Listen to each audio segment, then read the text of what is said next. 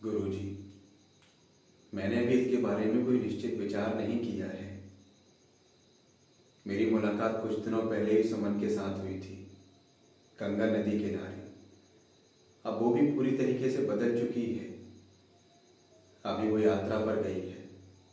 कह रही थी महीने भर बाद वो अपने आश्रम में लौटेगी। अब उसने भी अपने पापों का प्रायश्चित कर लिया है। अब वो पूरी तरीके से पवित्र हो चुकी है। उसे दुनिया की मोह माया से भी अब कोई मतलब नहीं रहा।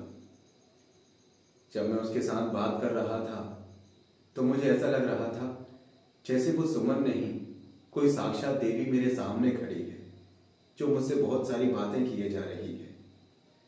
और वो भी मुझसे बात करके बेहद प्रसन्न हुई। गुरुजी, हमारे बीच में जो कुछ भी हुआ वो सिर्फ एक समय का खेल था। पता नहीं ईश्वर हमें क्या दिखाना चाहता था, क्या सिखाना चाहता था, क्या बताना चाहता था। अब मैं बस यही सोचता हूं, मैं अपना बाकी का जीवन साधारण तरीके से जीऊंगा।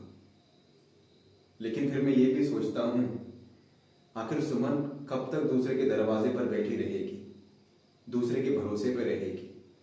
आखिर में मैं उसका पति हूं और मेरा कर्तव्य है कि मैं उसे सुखी रखूं। मैंने उससे आपसे भी मिलने को कहा था। वो कह रही थी जब वो यात्रा से लौटेगी तो आके आपके दर्शन करेगी।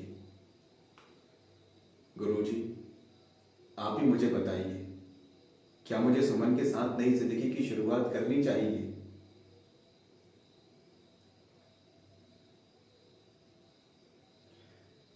तो फिर जब सुमन यात्रा से लौट आएगी तब हम दोनों बैठ के ये तय करेंगे कि आगे हमें क्या करना चाहिए, किस तरीके से हमें जिंदगी की शुरुआत करनी चाहिए। तब तक फिर मैं भी यात्रा पे जाना चाहता हूँ।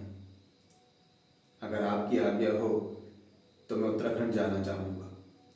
मेरे मन की लालसा है कि मैं मंदिर जाकर शिव जी के दर्शन करूँ। मेरा मन बहुत दिनों से व्याकुल हो रहा है।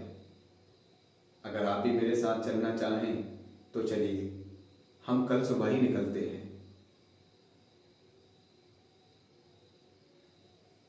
जी गुरु जी।